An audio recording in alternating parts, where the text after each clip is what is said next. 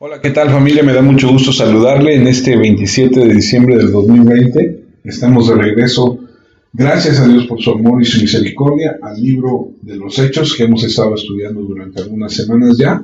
Me da mucho gusto, como le dije, estar de nuevo con usted a través de este medio. Y antes de comenzar, vamos a orar, vamos a pedirle a Dios y a darle gracias, sobre todo por lo bueno que Él ha sido y que es con nosotros. Si estás ahí listo, no sé dónde estés, pero si estás listo, acompáñame y oremos. Demos gracias a Dios por un nuevo día. Padre, te agradecemos la oportunidad que nos das de regresar a tu palabra.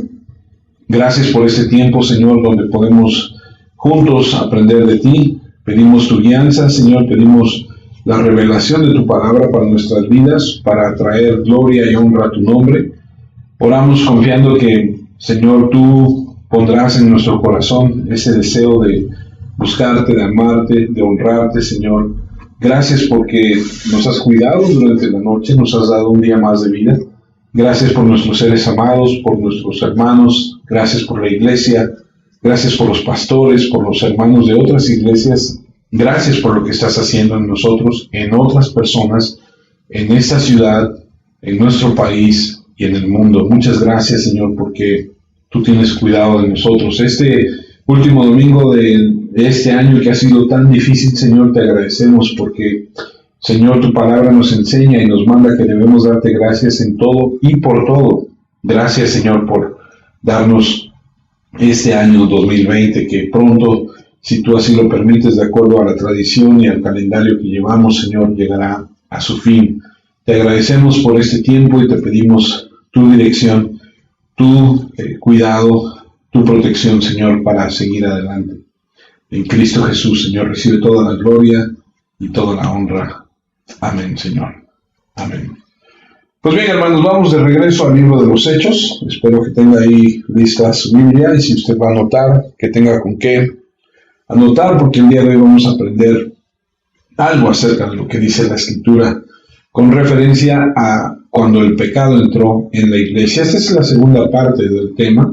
Lo empezamos la semana pasada. Si usted estuvo con nosotros, usted recordará. Si no, qué bueno, porque hemos grabado estas predicaciones y usted puede ir ahí a la aplicación y puede usted volver a escuchar la primera parte. Entonces, regreso al libro de los Hechos y el tema es cuando el pecado entró en la iglesia. Vimos la semana pasada que el Señor, pudiendo exponer cualquier otro pecado dentro de la iglesia, como decíamos la semana pasada, expuso y decidió exponer el de la mentira, el de la hipocresía. Y es para nosotros muy interesante aprender que, aunque él sabía que había otros pecados, decide exponer este, porque para él es importante que seamos veraces, que seamos íntegros. Y esto, por su naturaleza, es un pecado que siempre debe reconocerse.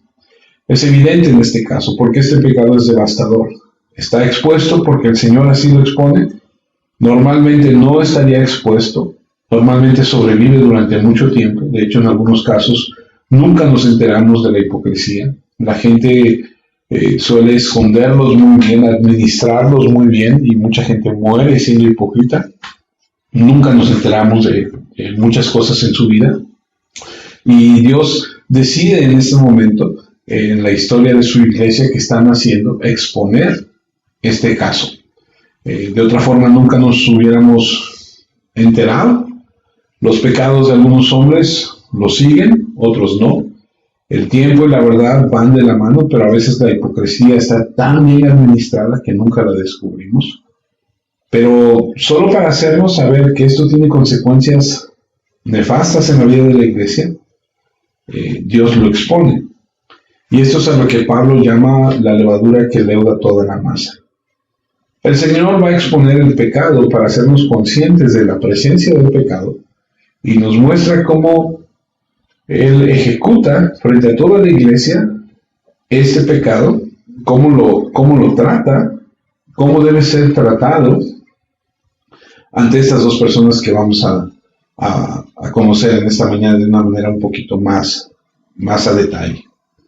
Como les dije, por su naturaleza la hipocresía está oculta, por su naturaleza tiende a ser como un disfraz, como una máscara. Está cubierta, pero las escrituras son muy claras sobre la seriedad de la hipocresía religiosa, la hipocresía espiritual. Seguramente conoces a alguien así, seguramente has escuchado de alguien así, seguramente has tenido algo de hipocresía en tu vida, porque todos en algún momento creo que hemos sido hipócritas. Si no lo has sido, qué bueno, te felicito, no lo seas. Si lo eres, escucha, esto es para ti, esto es para mí, esto es para todo aquel que en algún momento de su vida ha estado en esta situación y que debe salir de esto.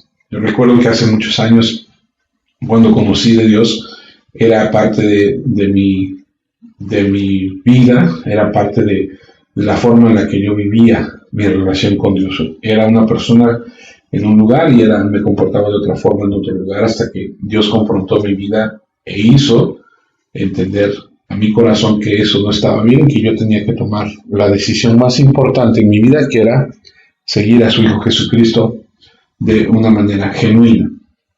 Entonces es muy importante. Tú puedes leer un poquito más acerca de la hipocresía en Mateo 23 y puedes tener una idea más clara. Pablo advierte y nos dice que la hipocresía es corrupta y que debe ser expuesta y que debe ser juzgada por el bien del hipócrita, por el bien de la iglesia. Es un tema que necesita ser abordado. Las así llamadas iglesias hoy en día dan la bienvenida a montones y montones de personas que fingen interés en Jesucristo y nunca les advierten sobre la hipocresía.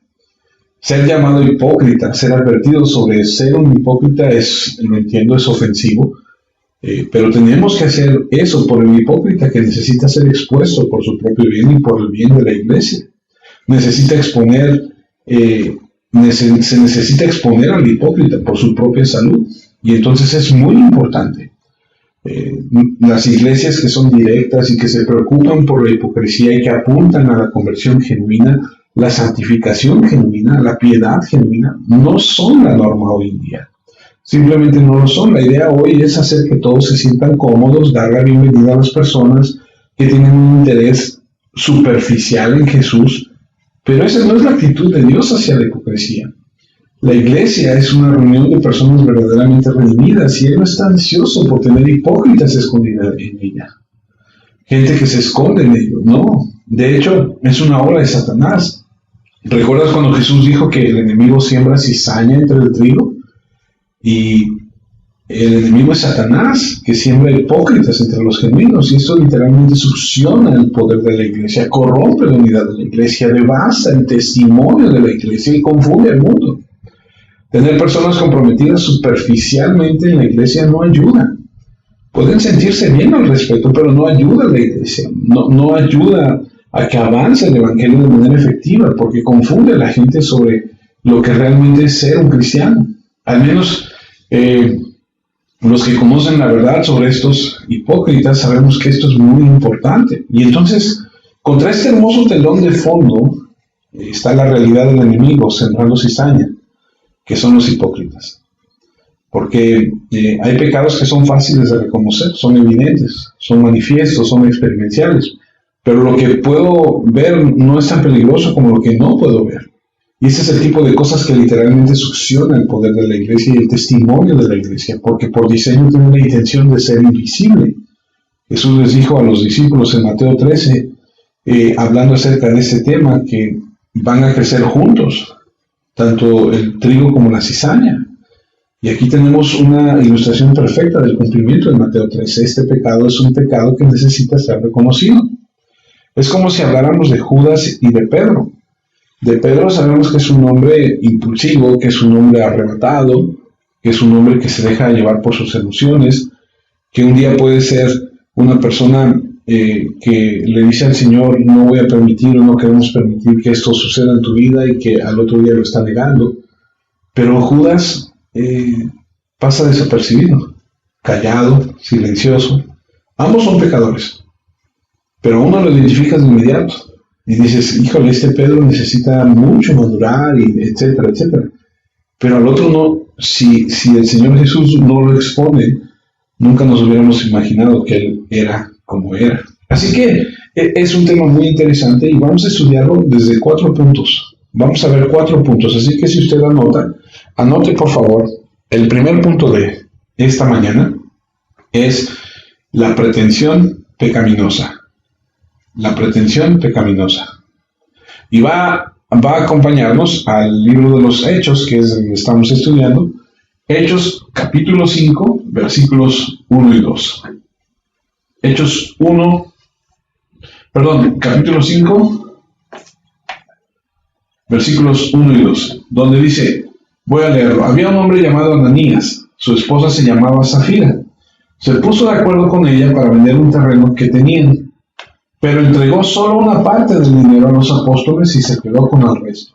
Su esposa sabía lo que había hecho. Hasta ahí lo vamos a leer. Es Hechos 5, versículos 1 y 2.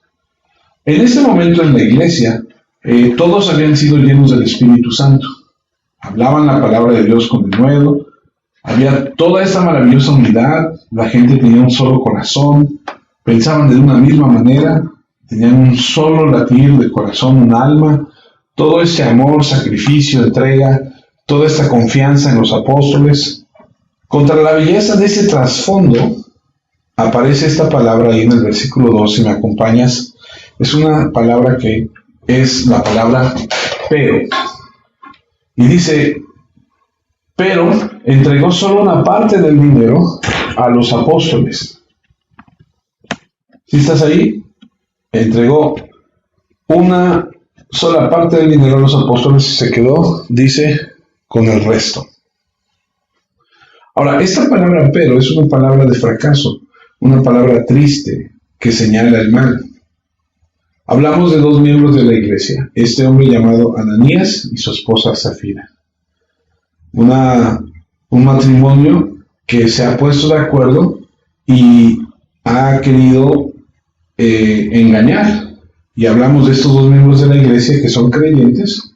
Y si usted estuvo con nosotros en semanas anteriores, usted recordará que cuando leímos el capítulo 4 del libro de los Hechos, en el versículo 31, dice que todos los que estaban ahí compartían la doctrina de los apóstoles, estaban en las oraciones, participaban en el partimiento del pan y estaban todos juntos, y dice que eran llenos del Espíritu Santo. Entonces estos no serían cristianos falsos en este punto tan temprano, sino que serían creyentes hipócritas. Dos creyentes atrapados en el orgullo son los primeros hipócritas que se identifican en la iglesia, y los nombres de ellos son Ananías, que significa el Señor es misericordia, y el nombre de Zafira, que significa hermosa joya. Ahora, la acción es cualquier cosa menos que graciosa y hermosa. Son creyentes. Podrías decir, bueno, espera un minuto, este tipo de disciplina tan severa contra los creyentes se debe aplicar. Los verdaderos creyentes que Dios estaba en un momento matando en este momento tan especial de la reunión de los creyentes. Algunos de ustedes, dice la Escritura, son débiles, y algunos de ustedes están enfermos, y algunos de ustedes han muerto o van a morir, dice la Escritura. Y eso es bien importante porque es necesario entender que en el principio del crecimiento de la iglesia aparecen estas dos personas que, de no haber sido detectadas por el Señor, de no haber sido expuestas por el Señor, nosotros no sabríamos nada acerca de esto. Nosotros estaríamos en la creencia de que eran personas que habían vendido su terreno, como dice la Escritura, habían dado el dinero para participar con todos los demás, como lo estaban haciendo, y nada hubiera sucedido. Porque no nos hubiéramos dado cuenta si el Espíritu Santo no los expone. Y la Escritura habla acerca de esto que es tan importante, porque algunos creyentes, cuando participaban en la cena del Señor, dice Pablo y escribe que algunos están enfermos, débiles, y otros incluso han hasta muerto por no tomar en serio esto. Vamos a 1 Corintios. 1 Corintios 11, versículos 30 al 32. 1 Corintios 11 dice: por esto hay muchos entre ustedes que están enfermos y débiles, y también muchos otros han muerto. Si nos examináramos bien, no seríamos condenados, pero cuando el Señor nos castiga, es para mostrarnos el camino correcto, para no tener que condenarnos con el resto del mundo. han muerto por profanar mi mesa. Eso es lo que está diciendo. Hay muchos entre ustedes. Habían declarado públicamente que iban a darlo todo, y eso era lo que estaban haciendo otros. Eso es lo que vemos ilustrado. Déjame tratar de explicarte lo que te estoy tratando de decir. Este hombre, Ananías y Zafira, cuando vieron que los demás estaban vendiendo sus terrenos y estaban trayendo el dinero a los pies de los apóstoles para repartirlo entre los hermanos que tenían necesidad, decidieron hacer lo mismo. Pero decidieron quedarse con un poco de dinero. Ahora, aprenderemos un poquito más adelante que ese no fue el problema. Aprenderemos que el problema fue que ellos actuaron de manera hipócrita, porque pretendieron ser algo que no eran. Nadie los obligó a vender su terreno, nadie los obligó a dar todo el dinero. Lo que está mal aquí es pretender ser algo que no eres, es la hipocresía. Y en la hipocresía hay un castigo. Cuando tú celebras la cena del Señor, tú no puedes ser hipócrita porque estás tratando de engañar. Al hombre lo puedes engañar, pero dice Santiago que de Dios nadie se burla. Y lo que está enseñando Pablo en Corintios es, cuando vengas a la cena del Señor, entiende que algunos están débiles, algunos están enfermos y otros han hasta muerto porque quieren pretender algo que no son. Por eso es tan importante estar a cuentas con Dios, por eso es tan importante tomar esto con la seriedad que se debe tomar. Dice Hechos 4:34, lo que te acabo de decir. En el grupo no había ningún necesitado porque vendían sus tierras y sus casas, traían el dinero de la venta. Incluso aprendimos la semana pasada que Bernabé hizo eso. Él tenía una porción de tierra, la vendió, trajo el dinero y lo puso a los pies de los apóstoles. Ahora, en todo este ejercicio, obviamente hay gratitud. Hay cariño, amor, honra, hay alabanza por las personas que están haciendo este sacrificio. Y seguramente Ananías y Zafira quieren participar de esto. Entonces deciden que van a vender una propiedad y hacen una declaración pública de que van a dar todas sus ganancias y que todo irá a parar a los pies de los apóstoles para que ellos lo repartan. Es decir, se lo van a entregar a Dios. Pero esa es una completa simulación. Son como los fariseos de Mateo 6.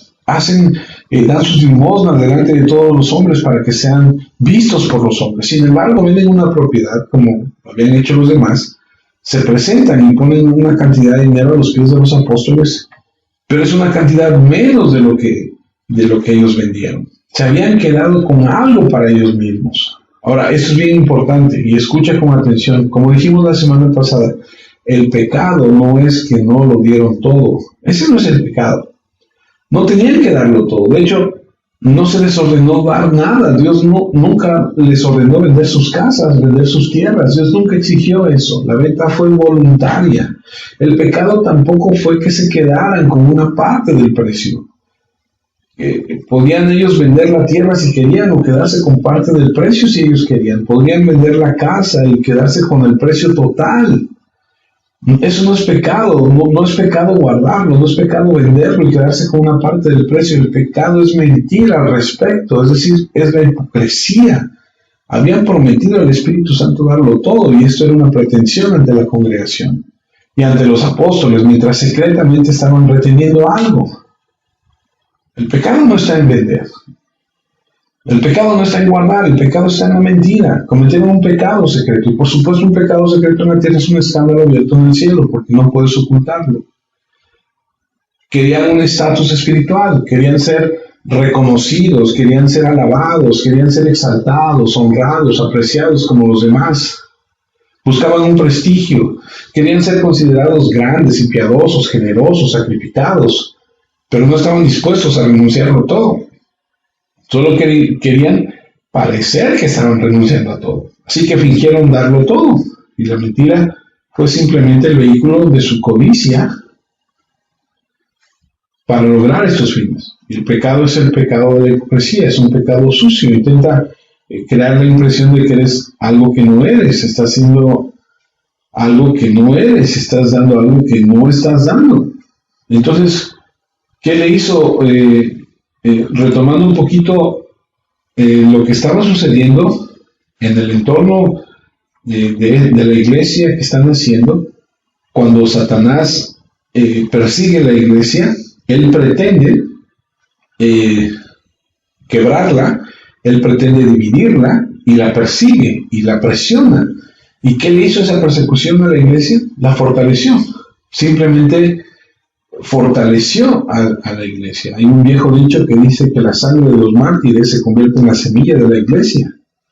Y cuanto más la perseguían, más florecía la iglesia. Y entonces Satanás reconoce que el ataque confrontal es contraproducente al perseguir a la iglesia. Y lo que va a hacer y lo que ha hecho a través de la historia es que sí la va a perseguir, sí va a haber esta confrontación, y sí la iglesia es purificada a través de esto y se vuelve poderosa y crece. Pero también una de las estrategias que le ha funcionado a Satanás es que el trabajo no va a ser externo, sino que va a empezar a corromperla desde adentro. Y entonces llegamos a ese punto en la vida de estas dos personas. Y este pecado, que es el de la hipocresía, lo encontramos aquí. Es un pecado de mentira. No está mal dar todo lo que tienes. No está mal aferrarse a la propiedad, a su casa. Es una elección que Dios te permite hacer. El Señor nos ha dado abundantemente todas las cosas para que las disfrutemos. Simplemente está mal mentir, está mal crear una imagen imaginaria de uno mismo, está mal ser hipócrita. Y también hay que decir que estaban mintiendo al Espíritu Santo. En el versículo 3, Pedro dijo a Ananías: ¿por qué Satanás ha llenado tu corazón para mentirle al Espíritu Santo y retener parte del precio de la tierra? ¿Pensaste que podrías engañar al Espíritu de Dios? Pintar belleza espiritual donde no existe, pintar la virtud donde no existe, pero sucede en la iglesia todo el tiempo. La gente dice que hay hipocresía en la iglesia. Por supuesto que hay, siempre ha existido, y es el primer pecado que se registra en la vida de la iglesia. Pero necesitamos reconocer la actitud de Dios hacia la hipocresía. Por eso la historia está aquí en la iglesia, y lo vemos. Y estamos sujetos a ponernos una máscara de espiritualidad que no es legítima. Y solo necesitamos conocer la actitud de Dios hacia la hipocresía en la iglesia. Santos que pecaban fingiendo santidad, fingiendo virtud, fingiendo piedad. Esto es muy deshonroso para Dios. Y entonces vemos la pretensión pecaminosa en estos primeros dos versículos. Ahora, el segundo punto de estos cuatro que vamos a aprender. El primero, dijimos que es la pretensión. El primero es la pretensión pecaminosa. Y el segundo, si usted anota, es la percepción espiritual. La percepción espiritual llega rápidamente aquí en los versículos 3 y 4. Entonces Pedro dijo a Ananías: ¿por qué permitiste que Satanás entrara en tu corazón? Mentiste y trataste de engañar al Espíritu Santo. Vendiste el terreno, pero ¿por qué te quedaste con parte del dinero? El terreno era tuyo antes de venderlo. Pudiste haber dispuesto del dinero a tu gusto. ¿Por qué se te ocurrió eso? Le mentiste a Dios, no a los hombres. Pedro vio de inmediato el engaño. Ahora, ¿cómo supo eso? No creo que haya echado un vistazo a los libros, a la contabilidad privada. No creo que necesariamente supiera quién hizo la transacción o conocía el precio del terreno. Creo que el Espíritu Santo está trabajando aquí y le dio la capacidad de discernir esto a Pedro. Esto es bastante atrevido por parte de Pedro, porque todo va muy bien. Pedro podría haber dicho: ¿sabes? Las cosas van muy bien, la iglesia está en auge, la gente se está convirtiendo. Este es un momento glorioso, hay tanto amor, hay tanta unidad, y obtuvimos mucho dinero de Ananías, de Zafira. Quizá debería de tomar eso con un poco más de calma, porque quiero hacer de esto un problema. Es mejor que vendieran la tierra y que obtuviéramos algo. Después de todo, Ananías y Zafira son algunas de las personas tal vez más pudentes en la iglesia, más ricas. Necesitamos sus donaciones para que el trabajo continúe. Él ha sido generoso y queremos estar agradecidos. Pero no, esos no son sus pensamientos. Esos son los pensamientos de un transigente racionalizador. Ananías llega a la iglesia y está listo para recibir el honor de los apóstoles por el dinero que pone a los pies de los apóstoles en el versículo 2, Y en cambio, después de haber depositado su dinero y asumiendo que todavía estaba ahí, Pedro le dice a Ananías, ¿por qué Satanás ha llenado tu corazón para mentirle al Espíritu Santo? ¡Wow! Esa es una percepción espiritual inmediata. Ahora leímos, hace un momento dijimos que el capítulo 4 de Hechos, versículo 31, dice que estaban llenos del Espíritu Santo. Pero aquí se usa la misma palabra, lleno de Ananías, hablando de Ananías, pero lleno de Satanás. Y la verdad es que no conozco toda la dinámica de esto. Literalmente este hombre se abrió a la influencia satánica. No creo que los cristianos puedan estar poseídos por demonios en el sentido de que los demonios tienen una residencia permanente en ellos, pero sí creo que pueden ser influenciados por demonios, influenciados por Satanás. El apóstol Pablo dice en 2 Corintios 2:11 que todo esto lo ha hecho para que Satanás no se aproveche de nosotros, ya que todos conocemos muy bien sus planes. 2 Corintios 2:11.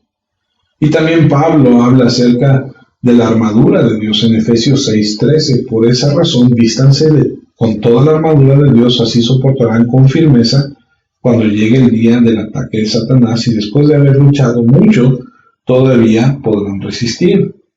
Porque estamos en una batalla contra fuerzas demoníacas. No viven en nosotros porque somos el templo del Espíritu Santo, pero tienen influencia sobre nosotros. A causa de la mentira y la hipocresía, le había dado lugar al diablo. No es tanto que fueran amantes del dinero, no es tanto que fueran codiciosos, no es tanto que fueran mentirosos. Todo eso es verdad, pero eran realmente buscadores de su propia gloria, y eso es muy feo. Los buscadores de gloria contaminan la iglesia. ¿Conoces gente así? Gente que quiere que todos vean lo que dan, todo lo que saben. Muy, muy mal. Solo sé honesto, sé real. ¿No crees que el Espíritu Santo lo sabe? Te abres a la influencia de Satanás. Eso sería lo último que querría un verdadero cristiano. Quiero decir que no queremos abrirnos a la influencia de Satanás. Eso es lo que hace la hipocresía. Y entonces vemos la pretensión pecaminosa y la percepción espiritual del apóstol. Por un lado, vemos que este hombre Ananías y Zafira, su esposa, al ver que la gente que está dando es alabada, reconocida, a la que le están agradeciendo, ellos pretenden obtener lo mismo, pero pretenden obtenerlo de una manera hipócrita, porque no van a dar todo. Y luego vemos que Pedro, en lugar de callarse y de decir, bueno, pues mejor no digo nada y los confronto a solas y les pregunto qué tal si me equivoco, o mejor no digo nada, porque si los posteriores los espanto, pues ya no va a entrar dinero a la iglesia, ¿qué vamos a hacer? ¿Cómo vamos a pagar? ¿Cómo vamos a alimentar a los hermanos? ¿Qué sé yo? No, tiene una percepción espiritual y confronta al hombre. Y esto es lo que llama la atención. Esta es la enseñanza para nuestras vidas. No seamos pretenciosos, no seamos hipócritas y no le demos lugar a este tipo de situaciones, no solo en nuestra vida, sino en la vida de otros. Mientras el hombre todavía está ahí parado, acaba de poner el dinero en el altar. Viene el tercer punto, un castigo rápido. Dios se mueve rápido para realizar la cirugía. Elimina el cáncer hipócrita de esta hermosa creación que es el cuerpo de Cristo. El juicio es rápido y el juicio es terminal. Dice Hechos 5, versículos 3 y 4. Entonces Pedro dijo, Ananías, ¿por qué permitiste que Satanás entrara en tu corazón? Mentiste y trataste de engañar al Espíritu Santo. Vendiste el terreno, pero ¿por qué te quedaste con parte del dinero? El terreno era tuyo antes de venderlo. Pudiste haber dispuesto del dinero a tu gusto, pero ¿por qué se te ocurrió eso? Le mentiste a Dios, no a los hombres. Y la hipocresía espiritual es tan corruptora en la iglesia que la acción de Dios es sorprendentemente rápida. Y al oír estas palabras, Ananías se postró y exhaló su último suspiro. Es decir, murió ahí en el acto. Qué momentos tan asombrosos en la iglesia. ¿Qué lo mató? Bueno, déjame leerte, a lo mejor ya lo has leído, ya lo conoces. Hechos, capítulo 12, acompáñame y vamos a ver una ilustración. Hechos 12, versículos 21 al 23. Hablando de Herodes, Hechos 12, 21 al 23. Un día acordado, Herodes decidió reunirse con ellos. Tú puedes leer después el contexto de todo lo que está sucediendo aquí en Hechos 12. Se puso su vestido real, se sentó en su trono y dio un discurso al pueblo. El pueblo gritaba: el que habla es un Dios, no un ser humano. Y luego el versículo 23 dice: Herodes no dio honra a Dios. Por eso, un ángel del Señor de inmediato hizo que se enfermara. Ojo, de inmediato hizo que se enfermara y murió devorado por los gusanos. Usurpó la gloria indebida para sí mismo. ¿Qué mató a Ananías? No tenemos ningún informe clínico, no tenemos ni idea, no hay un registro antiguo bastante claro sobre esto, es decir, solamente leemos que murió. Hay una anécdota de Inglaterra, del rey Eduardo I, donde se reconoce que era un tipo feroz. Dice que un día se enojó tanto con el decano de la catedral que este hombre cayó muerto en el lugar por miedo, bajo el poder absoluto del bombardeo verbal de Eduardo I. No sé qué tan cierto sea esto, pero es cierto que literalmente puede haber tal terror abrumador que se apodera del corazón. Entonces imagínate a Ananías, está todo engalanado, Safira no está ahí, llega, Ananías postra el dinero, quiere recibir la honra, quiere recibir el reconocimiento, y lo que recibe es una confrontación por su hipocresía. Y pudiéramos pensar que a lo mejor Ananías sufre de un paro cardíaco por el temor de haber sido descubierto. Ahora, su esposa no está ahí. Y es interesante porque cuando llegue, bueno, ahorita lo vamos a ver. Déjame terminar con Ananías. Es increíble cómo Pedro recibe la revelación de parte del Espíritu Santo y frente a toda la iglesia le dice esto. Y su conciencia entró en un temor inmediato y seguramente su corazón comenzó a latir ferozmente mientras estaba apoderado de los horrores de su hipocresía. Se podría decir que murió de un corazón roto, o se podría decir que Dios lo mató, pero pase lo que pase, o sea lo que sea, sin duda estaba tan literalmente aterrorizado por ese momento que debió haber estado literalmente muerto de miedo.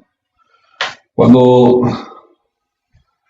subió a la gloria y se quedó atónito ante lo que le esperaba, debió haber sido increíble el encuentro de ver cara a cara a Dios y llegar de esta forma, ¿no?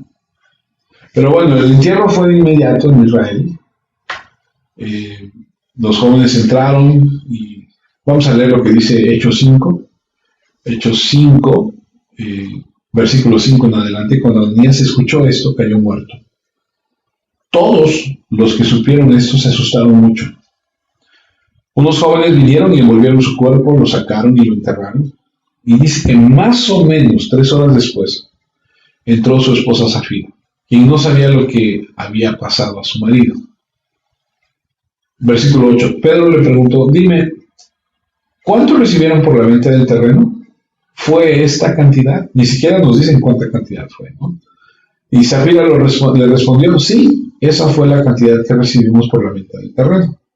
Y en el versículo 9 Pedro le preguntó: ¿por qué estuviste de acuerdo a la hora de probar al Espíritu del Señor?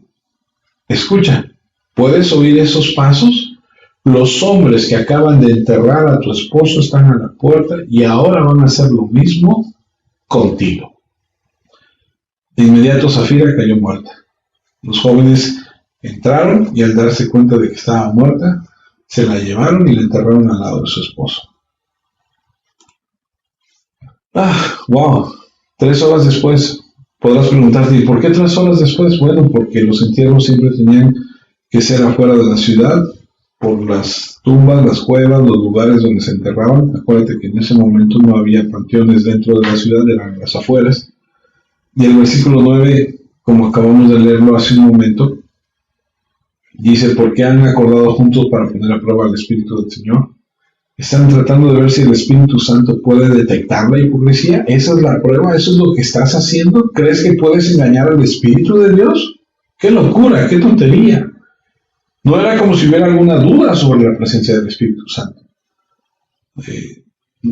No es aquí donde hemos visto las manifestaciones del Espíritu Santo que son tan reales. No es el mismo comienzo de la iglesia en el día de Pentecostés, cuando el Espíritu de Dios hubo manifestaciones visibles sobre su poder, cuando hablaban en otros idiomas que la gente no conocía, cuando vino ese ruido tan fuerte como un viento recio, hubo temblores, hubo todo tipo de fenómenos. No acaba de sanar a un paralítico, no hay señales milagrosas, no están haciendo cosas a través de los apóstoles, los milagros floreciendo en la iglesia primitiva. Estaba muy claro que el Espíritu Santo estaba presente y que era poderoso. ¿Qué tan ridículo es? ¿Qué tan tonto es? ¿No sabes que el Espíritu Santo está así aquí? ¿Crees que necesitas hacer una prueba para ver si puede detectar la hipocresía? Y entonces dice que cayó a los pies de Pedro, tal como su esposo había caído muerto. Todo sucede en el mismo lugar. Viene Ananías, saca el dinero, cae muerto. Viene la esposa, cae muerto. Y la sacan justo donde estaba el dinero, justo ahí en ese mismo momento. Un domingo asombroso, en un comienzo glorioso de la vida de la iglesia. Alguien podría decir esto y decir, bueno, este es el final, este es el final, no hay esperanza para esa iglesia, la gente va a correr y va a decir, ni loca me acerco ahí, o sea, ¿cómo vamos a llegar a ese lugar donde la gente se muere cuando es descubierta si está en pecado? Pues no. Yo recuerdo haber ido en algún momento en mi vida a una iglesia, en algún momento de mi cristianismo. Llegué a una iglesia y el tema de ese día en la iglesia era la disciplina. Nunca, en los años que llevaba yo de cristiano, había escuchado un sermón así. Nunca me habían enseñado que la iglesia tiene que disciplinar. Y el tema fue la disciplina de un pastor que se había ido con una de las hermanas de la iglesia más joven y que estaba viviendo un adulterio abierto. Y el tema fue que habían ido a hablar con él en privado, habían ido a hablar con él 2 o 3 testigos, lo habían expuesto a la iglesia, y ese día el orador expuso todo a la iglesia y aplicaron la disciplina para este hombre públicamente, y ese día públicamente lo expulsaron de la iglesia. Expusieron algo que no se sabía, la iglesia estaba conmovida, y ese día ese pastor fue expulsado de la iglesia. Mateo 18, versículos 15 al 17 dice, si tu hermano hace algo malo, ve y habla a solas con él. Explícale cuál fue el mal que hizo. Si te hace caso, has recuperado a tu hermano. Pero si no te hace caso, ve otra vez a hablar con él, acompañado de 1 o 2 personas más, para que ellos sean testigos de todo lo que se diga. Si él no les hace caso, díselo a la iglesia. Y si no hace caso a la iglesia, entonces debes tratarlo como uno que no cree en Dios o como un cobrador de impuestos. Recuerda que los cobradores de impuestos eran los traicioneros de la nación. Un poco de levadura leuda toda la masa. Esa es la primera instrucción en todo el Nuevo Testamento que se da en la iglesia. Sácalo. Porque, como dice Pablo en 1 Corintios 5, versículos 1 en adelante, se dice que entre ustedes hay un pecado sexual tan grave que ni siquiera lo cometen los que no conocen a Dios. Dicen que uno de ustedes tiene como mujer a la esposa de su propio padre. Y todavía están orgullosos, deberían más bien estar tristes. El hombre que cometió ese pecado debería ser expuesto de entre ustedes, debería ser expulsado de entre ustedes. Yo no estoy presente físicamente con ustedes, pero los acompaño en espíritu. Aún estando lejos, ya he juzgado a ese hombre como si yo estuviera allá con ustedes. Reúnanse en el nombre de nuestro Señor Jesús y yo les estaré acompañando en espíritu. el poder de nuestro Señor Jesús se hará presente. En ese momento entreguen a Satanás al que cometió el pecado. Su deseo pecaminoso será destruido, pero su espíritu será salvo en el día en el que el Señor venga. La primera instrucción para la iglesia es confrontar el pecado en la iglesia. ¿Por qué la gente no hace esto? Bueno, la gente tiene la idea de que si tú confrontas, si tú disciplinas, la gente se irá o no llegará a la iglesia. Y tiene la idea de que no podemos confrontar el pecado, porque la gente correrá, los espantarás. ¿Y quiénes somos nosotros para sentarnos a juzgar? Pero surge la pregunta, ¿qué haces con este pasaje? ¿Qué haces con esto? ¿Lo ignoras? No, debemos hacerlo. Los verdaderos creyentes quieren una iglesia pura y el Señor se suma a una iglesia pura. Y esa es la lección más crítica del discípulo de la iglesia en el libro de los Hechos. Porque esto es antes de que cualquier cosa se implemente y Dios haga todo. Aquí es donde comienza el juicio. El Señor estaba diciendo, hablo muy en serio acerca de la iglesia. Es más, 1 de Pedro 4:17 dice, porque ya es hora que empiece el juicio, que comenzará con la familia de Dios. Y si empieza primero con nosotros, ¿qué le pasará a los que rechazan la buena noticia de Dios? Es decir, la ropa sucia se lava en casa. Hemos visto 3 puntos. La pretensión pecaminosa, seguida de la percepción espiritual de Pedro, que condujo a un castigo rápido. Y el cuarto y último punto, una purga solemne. Hechos 5:5. Cuando Ananías escuchó esto, cayó muerto. Todos los que supieron se asustaron mucho. Hubo un gran temor, un gran miedo. ¿A quién? A Dios. Dice el versículo 11, toda la iglesia y los que supieron de esto sintieron muchísimo miedo. 2 veces lo dice, en el versículo 5 a la mitad y en el versículo 11. Ese es un terror santo, un temor santo. El Señor se toma en serio la iglesia. ¿Y qué sacamos o qué aprendemos de esto? Que Dios odia los pecados de los santos, corrompe su iglesia. Dios odia la hipocresía, odia la mentira. Dios castiga el pecado. Y la gente moría en la iglesia primitiva y la gente moría en la mesa de la comunión. Hubo un pecado de muerte. La pureza es fundamental para la iglesia y fundamental para el poder de la iglesia y el testimonio de la iglesia. Y ahora, no somos personas perfectas, eso está claro, pero no queremos ocultar a los hipócritas y no queremos ser hipócritas. El Señor descubrirá el pecado y tenemos que involucrarnos en eso. Si tu hermano peca, ¿qué dice la Escritura? Ve a él. Si no te escucha, toma 2 o 3 testigos. Si no los escucha, dile a la iglesia. Busca la pureza de la iglesia. ¿Esto destruyó a la iglesia? No. El versículo 12 de ahí de Hechos 5 dice, el poder de Dios se manifestó entre la gente por medio de muchas señales milagrosas y maravillas hechas por los apóstoles. Todos ellos se reunían en el pórtico de Salomón. Después de que se trató el pecado, se eliminó la corrupción. Los hipócritas murieron, volvieron a donde estaban antes. Empezaron las señales y las maravillas y se unificó de nuevo. El versículo 13 de Hechos 5 dice, los demás no se atrevían a juntarse con ellos, sin embargo todos hablaban muy bien de ellos. ¿Es bueno eso? Es algo contrario a la estrategia del crecimiento de la iglesia, ¿no? Toda la idea era de que el Señor estaba diseñando una iglesia a la que los no creyentes no querrían pertenecer.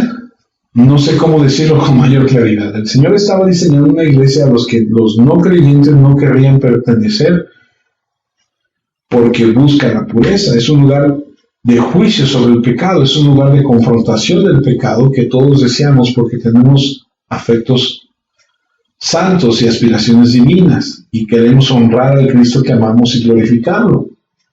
Pero no puede ser un lugar donde los no creyentes se sientan cómodos. Ninguno de los demás se atrevió a asociarse con ellos. No tenían una estrategia de crecimiento de la iglesia, no tenían ningún modelo a seguir. Las epístolas pastorales aún no se habían escrito. Dios estaba diseñando la iglesia a su manera y su manera era asustar a los no creyentes, así como asustar a los creyentes. Sin embargo, la gente los tenía en alta estima, tenían un inmenso respeto por su pureza, moralidad y virtud. Y eso es lo que queremos. Que el mundo vea la unidad, que el mundo vea la pureza, Que el mundo vea que somos un grupo de creyentes en el Señor Jesucristo que lo confiesan como Señor y Maestro y que somos sus esclavos amorosos y devotos. Él nos llama a la santidad y nosotros perseguimos esa santidad y queremos que el cielo descienda en la iglesia y el cielo es un lugar de santidad y pureza. Entonces, otra vez, por eso queremos confrontar el pecado y juzgar el pecado, eliminar el pecado, la corrupción, la hipocresía.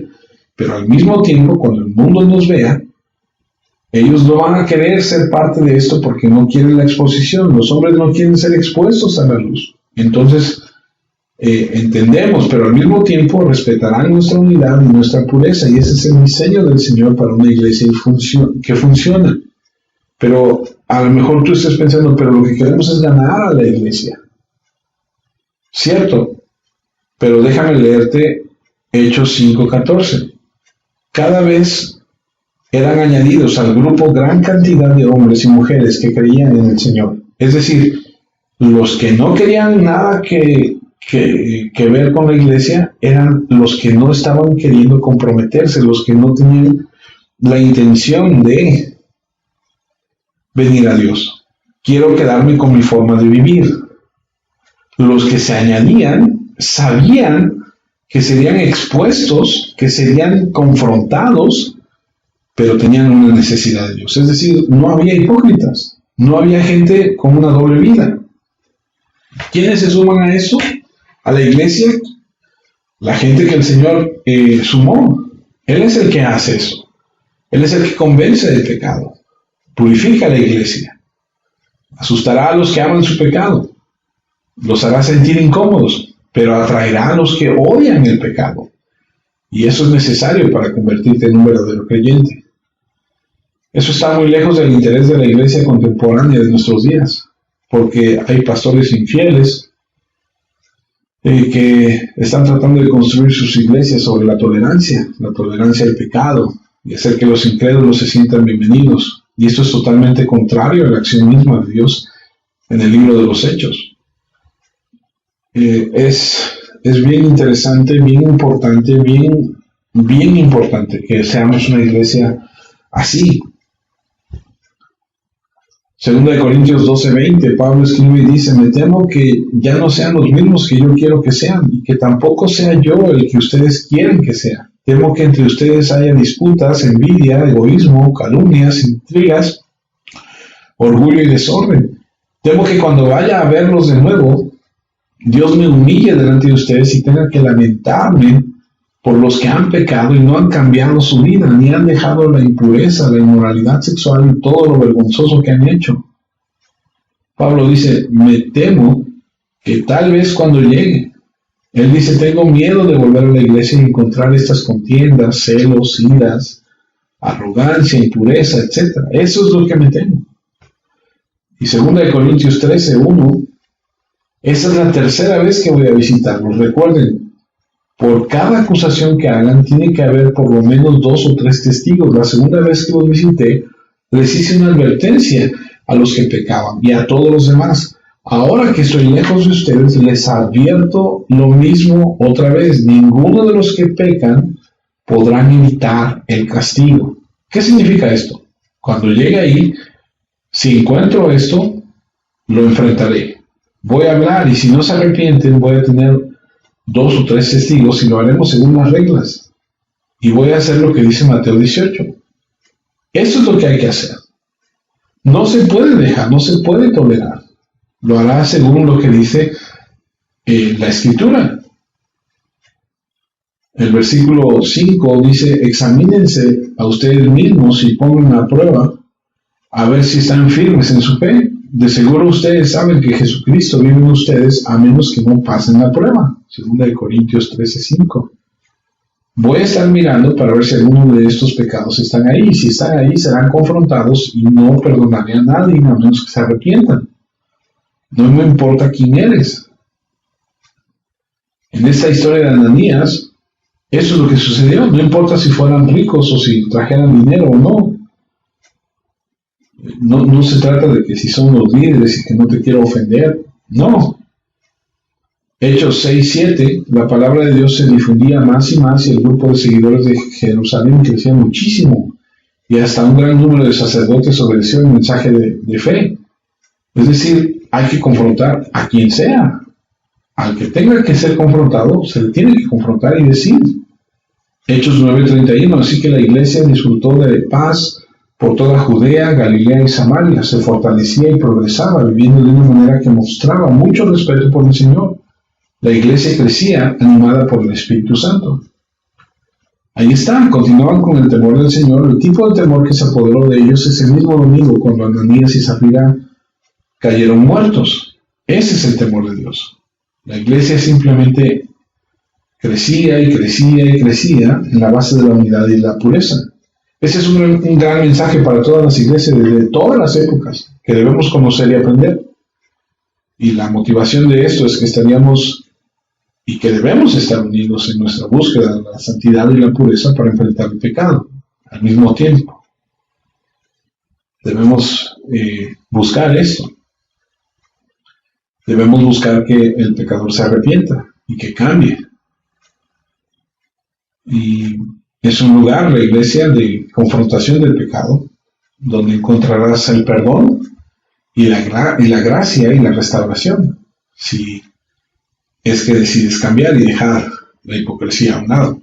Creo que es un tema muy interesante, muy interesante, que debemos no solamente aprender, sino aplicar en nuestra vida, porque Dios no tolera esto. Y esta es una gran lección de vida, la vida de Ananías y de Zafira, cuando el pecado entró en la iglesia. Ese es el tema del día de hoy, amados familia, y esperemos que Dios nos haga entender y nos haga comprender este tema tan importante para nosotros. Entonces, los 4 puntos que vimos el día de hoy: esa pretensión esa pretensión pecaminosa que vimos en la vida de estas dos personas. Luego vimos la percepción espiritual que tiene el apóstol Pedro, de cómo confronta y que no le mueve si es una persona que tiene o no tiene. En tercer lugar, un castigo rápido, actuar de manera inmediata. Y luego vimos una purga espiritual, a donde se ve claramente que hay una separación entre los que aman su pecado y los que odian su pecado. Y cómo es que los que odian su pecado son atraídos para pertenecer a este grupo de hombres y mujeres que conformaron la iglesia de inicio de la historia. Bueno, vamos a orar y damos gracias a Dios Padre. Te agradecemos por este tiempo en tu palabra. Te damos muchas gracias por la enseñanza que traes hoy a nuestra vida acerca de el pecado en la iglesia, de la hipocresía, de lo importante que es rendirse y vivir de una manera recta delante de ti. Gracias por tu amor y tu bendición. Que, Padre, a cada uno de los que hemos escuchado esto podamos aprender, crecer y madurar en todo lo que hacemos, en todo lo que hagamos. En Cristo Jesús, Señor, muchas gracias. Amén, Señor. Amén. Pues gracias a Dios por su palabra y por permitirnos estar en ella. Hoy oramos porque pronto podamos vernos, como lo hemos dicho. Estamos en espera de que las autoridades nos digan que podemos hacerlo. No queremos ser imprudentes, no queremos exponernos a algo que no debemos, y espero que pronto podamos estar juntos una vez más. Les mando un fuerte abrazo, un saludo, que Dios los bendiga, cuídense.